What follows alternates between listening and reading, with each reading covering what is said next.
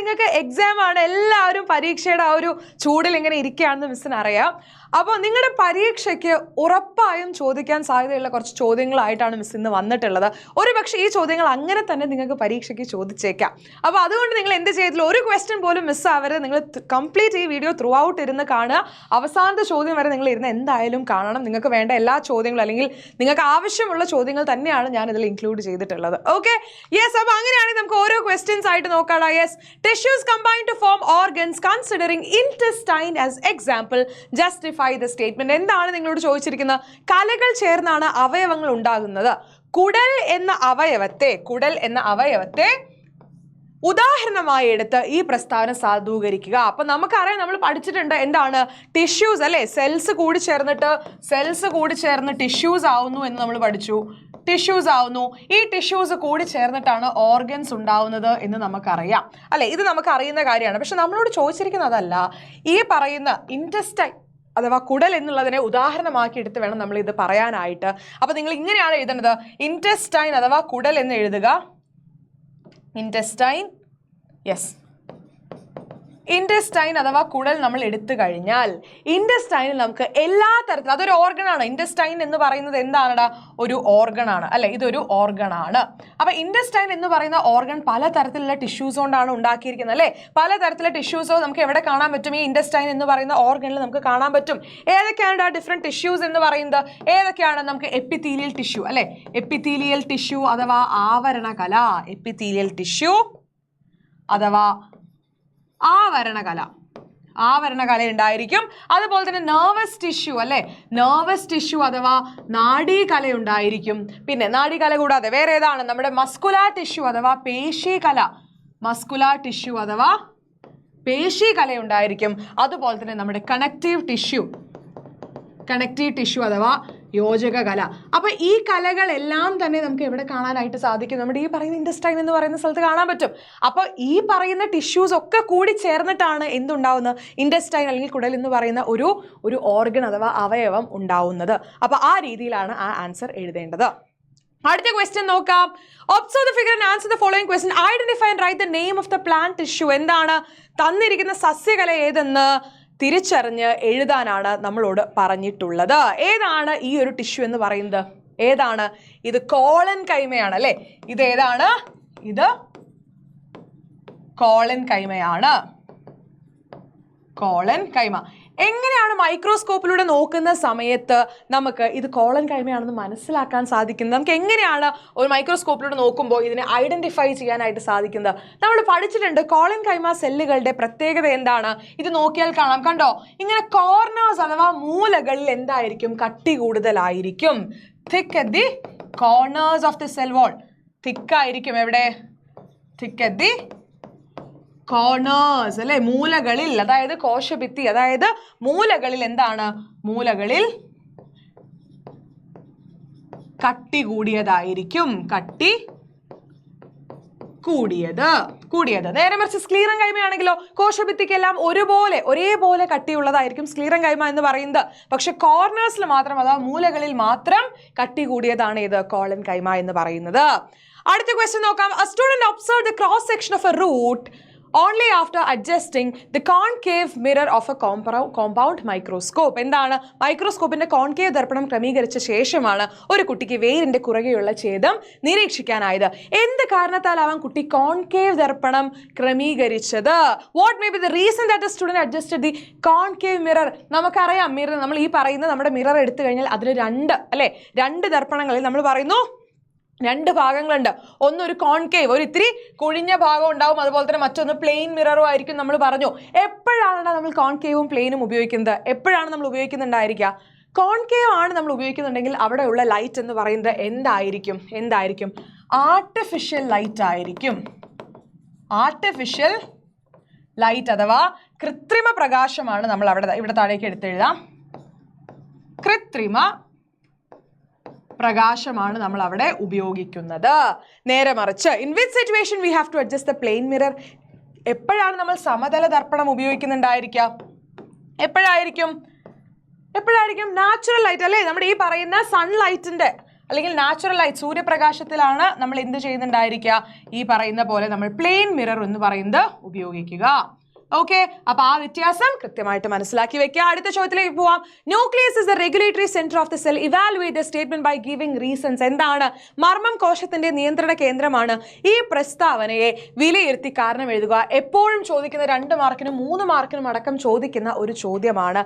എന്തുകൊണ്ടാണ് ന്യൂക്ലിയസിനെ regulatory centre of the cell അല്ലെങ്കിൽ കോശ കേന്ദ്രം എന്ന് നമ്മൾ വിളിക്കുന്നത്? എന്താണ്? നമുക്കറിയാം, സെല്ലിന്റെ എല്ലാ ആക്ടിവിറ്റീസും കോശത്തിന്റെ എല്ലാ പ്രവർത്തനങ്ങളെയും കൺട്രോൾ ചെയ്യുന്ന അല്ലെങ്കിൽ നടക്കാൻ വേണ്ടി എന്താവശ്യമാണടാ? പ്രോട്ടീൻസ് ആവശ്യമാണ്. പ്രോട്ടീൻസ് ആവശ്യമാണ് അല്ലെ? പ്രോട്ടീനുകൾ വേണം. ഈ പ്രോട്ടീൻ എന്ന് പറയുന്നത് ഉണ്ടാക്കുന്നത് അല്ലെങ്കിൽ പ്രോട്ടീന്റെ ഉൽപാദനം എന്ന് പറയുന്ന ആരുടെ കൺട്രോളിലാണ്? ന്യൂക്ലിയസിന്റെ അകത്തുള്ള ജീൻസ് അല്ലെ, ജീനുകളുടെ കൺട്രോളിലാണ്. ഈ ജീനുകളുടെ കൺട്രോളിലാണ് എന്തിരിക്കുന്നത്? ഈ പറയുന്ന പ്രോട്ടീൻ്റെ പ്രൊഡക്ഷൻ അല്ലെങ്കിൽ പ്രോട്ടീനുകളുടെ ഉൽപ്പാദനം എന്ന് പറയുന്നത് ഇരിക്കുന്നത്. ജീനുകൾ എവിടെയാണ്? ന്യൂക്ലിയസിൻ്റെ അകത്താണ്. ഈ പ്രോട്ടീനുകൾ ഉൽപ്പാദിപ്പിച്ചാലേ സെല്ലിൻ്റെ അകത്തുള്ള എല്ലാ ആക്ടിവിറ്റീസും സെല്ലിൻ്റെ എല്ലാ ധർമ്മങ്ങളും കോശത്തിൻ്റെ എല്ലാ ധർമ്മങ്ങളും കൃത്യമായിട്ട് നിർവഹിക്കാനാവുകയുള്ളൂ. അപ്പോൾ ആ പ്രോട്ടീനുകളുടെ പ്രോട്ടീനുകളുടെ ഉൽപ്പാദനത്തിന് സഹായിക്കുന്ന അല്ലെങ്കിൽ അത് ആരുടെ കൺട്രോളിലാണ്? ജീനുകളുടെ കൺട്രോളിലാണ്. ആ ജീനുകൾ എവിടെയാണ്? ന്യൂക്ലിയസിലാണ്. ന്യൂക്ലിയസിൻ്റെ അകത്തുള്ള ക്രോമാറ്റിൻ റെറ്റിക്കുലം അല്ലേ? എവിടെയാണ്? നമ്മൾ പ്രിസൈസ് ആയിട്ട് കൃത്യമായിട്ട് പറയുകയാണെങ്കിൽ ക്രോമാറ്റിൻ റെറ്റിക്കുലം അഥവാ ക്രോമാറ്റിൻ ജാലികയിലാണ് ഇരിക്കുന്നത്. അത് കൃത്യമായിട്ട് ഓർത്തു വെക്കുക. അടുത്ത ചോദ്യം നോക്കാം. Analyze the given statement and answer the questions. Consist of cells that can contract and regain the original state. എന്താണ്? താഴെ തന്നിട്ടുള്ള പ്രസ്താവന വിശകലനം ചെയ്തിട്ട് ചോദ്യങ്ങൾക്ക് ഉത്തരം എഴുതണം. സങ്കോചിക്കാനും പൂർവ്വസ്ഥിതി പ്രാപിക്കാനും കഴിവുള്ള കോശങ്ങൾ അടങ്ങിയിരിക്കുന്നു. ഇവിടെ പരാമർശിക്കുന്ന ജന്തുകല ഏത്? Name the animal tissue mention here. ഏത് ആനിമൽ ടിഷ്യൂവിനാണ് കോൺട്രാക്ട് ചെയ്യാനും തിരിച്ച് അതിൻ്റെ അതേ സ്റ്റേറ്റിലേക്ക് വരാനായിട്ടും കഴിയുക? ഏതാണ്? മസ്കുലാർ ടിഷ്യൂ അല്ലേ? മസ്കുലാർ ടിഷ്യൂ അഥവാ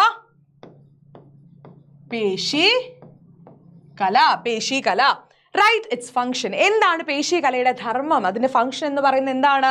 ബോഡി മൂവ്മെന്റ് അല്ലേ? ശരീരചലനം സാധ്യമാക്കുന്നു. ബോഡി മൂവ്മെന്റ് അഥവാ ശരീരചലനം എന്ന് പറയുന്നത് സാധ്യമാക്കുന്നതാണ് ആര്? നമ്മുടെ ഈ പറയുന്ന മസ്കുലാർ ടിഷ്യൂ അഥവാ പേശികല എന്ന് പറയുന്നത്. Next question, copy the given diagram, identify, name and label the parts by the hints given below. നമുക്ക് ഇവിടെ കുറച്ച് കുറച്ച് ഭാഗങ്ങളുടെ കുറച്ച് സവിശേഷതകളൊക്കെ തന്നിട്ടുണ്ട്. അത് വെച്ചിട്ട് നമ്മൾ അടുത്ത് ലേബൽ ചെയ്യാനാണ് പറഞ്ഞിരിക്കുന്നത്. ഐഡന്റിഫൈ ചെയ്യണം, നെയിം ചെയ്യണം, ലേബൽ ചെയ്യണം. ഏതാണ്? They are seen as a network in the nucleoplasm. ന്യൂക്ലിയോപ്ലാസത്തിൽ അല്ലെ, മർമ്മദ്രവ്യത്തിൽ വലക്കണ്ണികൾ പോലെ കെട്ടുപിണഞ്ഞ് കാണപ്പെടുന്നു. ഏതാണ് ഈ ഒരു ഭാഗം എന്ന് പറയുന്നത്? ഏതാണ് നമ്മുടെ ക്രോമാറ്റിൻ റെറ്റിക്കുലം. നമ്മൾ ഇപ്പൊ പറഞ്ഞ ക്രോമാറ്റിൻ റെറ്റിക്കുലം അഥവാ ക്രോമാറ്റിൻ ജാലിക. നമ്മൾ നേരത്തെ പറഞ്ഞു ക്രോമാറ്റിൻ ജാലിക. ഇനി play a major role in the synthesis of ribosome. റൈബോസോമുകളുടെ നിർമ്മാണത്തിൽ പ്രധാന പങ്ക് വഹിക്കുന്നു. ഇതിൽ ഏതാണ് പ്രധാന പങ്ക് വഹിക്കുന്ന ആളെന്ന് പറയുന്നത്? ആരാണ്ടതാ ഈ ഭാഗം? ഏതാണിത്? പ്രധാന പങ്ക് വഹിക്കുന്ന ഈ ഒരു ഭാഗമാണ് നമ്മുടെ ന്യൂക്ലിയോളസ് എന്ന് പറയുന്ന മർമ്മകം അഥവാ ന്യൂക്ലിയോളസ് എന്ന് പറയുന്നത് ഈ ഉണ്ട പോലെ കാണുന്ന ന്യൂക്ലിയസിന്റെ അകത്ത് കാണുന്ന ഉണ്ട പോലെയുള്ള സ്ട്രക്ചർ ആണ് ഏത്? റൈബോസോമിന്റെ സിന്തസിസ്. റൈബോസോമിന്റെ ഫംഗ്ഷൻ നമുക്കറിയാം പ്രോട്ടീൻ സിന്തസിസ് അല്ലേ? അപ്പൊ റൈബോസോമിന്റെ സിന്തസിസിൽ വലിയൊരു പങ്ക് വഹിക്കുന്ന ആളാണ് നമ്മുടെ ന്യൂക്ലിയോളസ് അഥവാ മർമ്മകം എന്ന് പറയുന്നത്. Next question, name the tissues that carry out the following functions. എന്താണ്? താഴെ കൊടുത്തിരിക്കുന്ന ധർമ്മങ്ങൾ നിർവഹിക്കുന്ന കലകളുടെ പേരെഴുതുക എന്നാണ് പറഞ്ഞിരിക്കുന്നത്. Covers and protect the body. ഏത് ടിഷ്യൂ ആണ്, ഏത് കലയാണ് ശരീരത്തെ പൊതിഞ്ഞ് സംരക്ഷിക്കാൻ സഹായിക്കുന്നത്? എപ്പിത്തീലിയൽ ടിഷ്യൂ അല്ലെ? എപ്പിത്തീലിയൽ ടിഷ്യൂ അഥവാ ആവരണകല. അങ്ങനെയാണെങ്കിൽ controls and coordinates physiological function. നമ്മുടെ ഈ പറയുന്ന ശാരീരിക പ്രവർത്തനങ്ങളുടെ നിയന്ത്രണവും ഏകോപനവും നിർവഹിക്കുന്നത് ആരാണ്? നെർവസ് ടിഷ്യൂ അഥവാ നാഡീകല അല്ലെ? നാഡീകല. Enable the movement of the body. നമ്മൾ പറഞ്ഞു ശരീരചലനം സാധ്യമാക്കുന്നത് ആരാണ്? ശരീരചലനം എന്ന് പറയുന്നത് സാധ്യമാക്കുന്നത് നമ്മുടെ മസ്കുലാർ ടിഷ്യൂ അഥവാ പേശീകല. ഓക്കെ, പേശീകല. യെസ്. അടുത്ത ചോദ്യം, answer the following questions based on the given parts of A cell. Which are the cell organelles found only in plant cells? ഇത് വളരെ ഇമ്പോർട്ടൻ്റ് ആയിട്ടുള്ള ഒരു ചോദ്യമാണ്. ഈ പ്ലാന്റ് സെല്ലും അനിമൽ സെല്ലിലും കാണുന്ന ഓർഗനൽസ് കൃത്യമായിട്ട് നിങ്ങൾ അറിഞ്ഞിരിക്കണം. ഇതില്ലാത്തൊരു ക്വസ്റ്റ്യൻ പേപ്പർ ഇല്ല, നിങ്ങൾക്ക് നാളെയും ഈ ക്വസ്റ്റ്യൻ വന്നിരിക്കും. ഓക്കെ, അപ്പോൾ ശ്രദ്ധിക്കുക. Which are the cell organelles found only in plant cell? Plant സെല്ലിൽ മാത്രം കാണുന്നത് ആരൊക്കെയാണ്? Nucleus, chloroplast, centrosome, cell membrane, lysosome, vacuole, cell wall, mitochondria. ഇതിൽ ഏതാണ്? നമുക്കറിയാം പ്ലാന്റ് സെല്ലിൽ മാത്രം, ഞാൻ ഇവിടെ എടുത്തെഴുതാം, പ്ലാന്റ് സെല്ലിൽ മാത്രം കാണുന്നതാണ് നമ്മുടെ ക്ലോറോപ്ലാസ്റ്റ് അല്ലെ. ക്ലോറോപ്ലാസ്റ്റ് ഉണ്ട് അല്ലെ, ക്ലോറോപ്ലാസ്റ്റ് ഉണ്ട്, നമ്മുടെ ഹരിതകണം അല്ലെ, ക്ലോറോപ്ലാസ്റ്റ് ഉണ്ട്, ഹരിതകണമുണ്ട്. അതുപോലെ തന്നെ ആരാണ് നമ്മുടെ വാക്യൂൾ അല്ലെ, വാക്യൂൾ അല്ലെങ്കിൽ ഫേനമുണ്ട്. അതുപോലെ തന്നെ ആരാണ്? സെൽ വോൾ അഥവാ കോശഭിത്തി, സെൽ വോൾ അഥവാ കോശഭിത്തി. ഇതും എവിടെ മാത്രമേ കാണുള്ളൂ? പ്ലാന്റ് സെല്ലിൽ മാത്രം. അങ്ങനെയാണെങ്കിൽ which are the cell organelles found only in animal cell? Animal cell മാത്രം കാണുന്നവർ ആരൊക്കെയാണ്? ഇതിൽ ആരൊക്കെയാണ്? ഇവർ ഓൾറെഡി പോയി അല്ലേ, ഈ കാണുന്ന ആൾക്കാർ പോയി, നമ്മുടെ ഈ പറയുന്ന ക്ലോറോപ്ലാസ്റ്റ് പോയി, നമ്മുടെ വാക്യൂൾ പോയി, സെൽ വോൾ പോയി. ഇനി ആരാണ് ആനിമൽ സെല്ലിൽ മാത്രം കാണുന്നതാണ്? നമ്മുടെ സെൻട്രോസോമും ലൈസോസോമും. Centrosome, lysosome. Yes, centrosome and ആരാണ്? നമ്മുടെ ലൈസോസോം. യെസ്, ഇടായാണ് സെൻട്രോസോം, ലൈസോസോം. ഓക്കെ, ഇനി സസ്യകോശത്തിലും ജന്തുകോശത്തിലും പൊതുവായി കാണപ്പെടുന്ന ഭാഗങ്ങൾ ഏതൊക്കെയാണ്? Which are the cell organelles found both in plant and animal cell? അതാരായിരിക്കും? Very easy. നമ്മുടെ ന്യൂക്ലിയസ് നമുക്ക് രണ്ടിലും കാണാം, അതുപോലെ തന്നെ സെൽ മെംബ്രെയിൻ നമുക്ക് രണ്ടിലും കാണാം, മൈറ്റോകോൺട്രിയോണും നമുക്ക് രണ്ടിലും കാണാം അല്ലേ. അപ്പോൾ ഇവിടെ എഴുതാം, ഏതൊക്കെയാണ്? നമ്മുടെ ന്യൂക്ലിയസ്, സെൽ മെംബ്രെയിൻ ആൻഡ് നമ്മുടെ mitochondrion.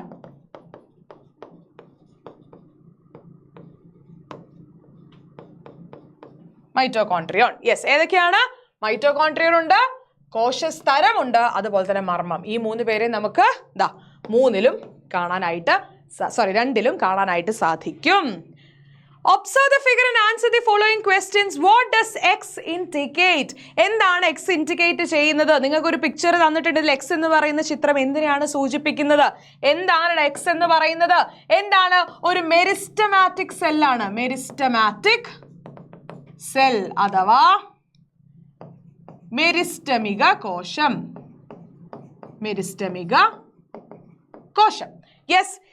What are the changes happening to X to become a mature cell? എന്തൊക്കെ മാറ്റങ്ങളാണ് നമ്മുടെ എക്സിന് സംഭവിക്കുന്നത്? മെരിസ്റ്റമാറ്റിക് സെൽ മെച്യൂർ സെൽ ആവുന്ന സമയത്ത് എന്തൊക്കെ മാറ്റങ്ങളാണ് സംഭവിക്കുന്നുണ്ടായിരിക്കുക? എന്താണ്? ഇവിടെ തിൻ പ്രൈമറി വോൾ ആണെങ്കിൽ ഇവിടെ എന്താണ്? ഇവിടെ തിക്ക് ആയിട്ടുള്ള ഒരു സെക്കൻഡറി വോൾ ആയിരിക്കും ഉണ്ടായിരിക്കുക. കമ്പാരിറ്റീവ്ലി ലാർജ് ന്യൂക്ലിയസ് ആണ്, ഇവിടെ കമ്പാരിറ്റീവ്ലി സ്മോൾ ന്യൂക്ലിയസ് ആണ്, ചെറിയൊരു മർമ്മമാണ് ഇതിനുണ്ടായിരിക്കുക അല്ലെ. ഇനി അതുപോലെ തന്നെ നമ്മുടെ സൈറ്റോപ്ലാസം ഇവിടെ എക്സസ് ആണ്, ഇവിടെ സൈറ്റോപ്ലാസം കുറവായിരിക്കും അല്ലെ, കോശദ്രവ്യം കുറവായിരിക്കും. അപ്പൊ ആ മൂന്ന് മാറ്റങ്ങൾ നിങ്ങൾക്ക് ഒരു ടേബിൾ ആയിട്ട് ടെക്സ്റ്റ് ബുക്കിൽ കൊടുത്തിട്ടുണ്ട്. കൃത്യമായിട്ട് ആ ഉണ്ടാകുന്ന മൂന്ന് മാറ്റങ്ങൾ എന്തൊക്കെയാണെന്ന് അറിഞ്ഞിരിക്കുക, അത് നിങ്ങളോട് ചോദിക്കും. ആ മാറ്റങ്ങൾ ഇത് എപ്പോഴും റിപ്പീറ്റഡ് ആയിട്ട് ചോദിക്കുന്ന മറ്റൊരു ചോദ്യമാണ്. അപ്പൊ അതും കൂടി നിങ്ങൾ നോക്കി വെക്കുക. എന്തൊക്കെ മാറ്റങ്ങളാണ് മെരിസ്റ്റമാറ്റിക് സെൽ, എന്തൊക്കെ വ്യത്യാസങ്ങളാണ് മെരിസ്റ്റമിക കോശത്തിനും അതുപോലെ തന്നെ നമ്മുടെ ഈ പറയുന്ന ഒരു മെച്ചൂർ പൂർണ്ണ വളർച്ചയെത്തിയ കോശത്തിനും ഉണ്ടായിരിക്കുക എന്നുള്ളത് കൃത്യമായിട്ട് നോക്കി വെക്കാം. ഓക്കെ, അപ്പൊ ഇത്രയും ചോദ്യങ്ങളാണ് പരീക്ഷയ്ക്ക് നമുക്ക് എക്സ്പെക്ട് ചെയ്യാവുന്ന വളരെ ഇമ്പോർട്ടന്റ് ആയിട്ടുള്ള 10 ചോദ്യങ്ങളാണ് മിസ് ഇവിടെ കൊടുത്തിട്ടുള്ളത്. തീർച്ചയായിട്ടും നിങ്ങൾക്ക് ഇതിൽ നിന്ന് ചോദ്യങ്ങൾ എക്സ്പെക്ട് ചെയ്യാം. ഇതിൽ നിന്ന് ചോദ്യങ്ങൾ ഉണ്ടാവും. നാളത്തെ നിങ്ങളുടെ പരീക്ഷയ്ക്ക് എന്തായാലും ഈ ചോദ്യങ്ങൾ ഉണ്ടാവും. അപ്പൊ അങ്ങനെയാണെന്നുണ്ടെങ്കിൽ ഈ വീഡിയോ ഇഷ്ടപ്പെട്ടെന്നുണ്ടെങ്കിൽ തീർച്ചയായിട്ടും നിങ്ങൾ ലൈക്ക് ചെയ്യുക. അതേപോലെ തന്നെ നിങ്ങൾ നിങ്ങളുടെ ഫ്രണ്ട്സിനൊക്കെ ഷെയർ ചെയ്ത് കൊടുക്കണം, എല്ലാവരോടും പറയണം, എല്ലാവർക്കും കാണിച്ചു കൊടുക്കണം ഈ ചോദ്യങ്ങളും കാര്യങ്ങളും. ഇതുപോലുള്ള വീഡിയോസ് ഇനിയും നമ്മുടെ ചാനലിൽ വരും. നമ്മുടെ ചാനൽ സബ്സ്ക്രൈബ് ചെയ്യാൻ മറക്കരുത്. അങ്ങനെയാണ് നിങ്ങളോടൊരു ചോദ്യം കൂടി ചോദിക്കാം. യെസ്, നമ്മുടെ കണക്റ്റീവ് ടിഷ്യൂ അഥവാ യോജക കലയുണ്ട് അല്ലേ. ഏതെങ്കിലും 2 യോജക കലകൾ അഥവാ കണക്റ്റീവ് ടിഷ്യൂസിന്റെ പേര് നിങ്ങൾ എന്ത് ചെയ്യണം? ഈ വീഡിയോന്റെ താഴെ കമന്റ് ചെയ്യണം. ഓക്കെ, അപ്പൊ അടുത്തൊരു വീഡിയോ ആയിട്ട് കാണുന്നവരേക്കും ബൈ.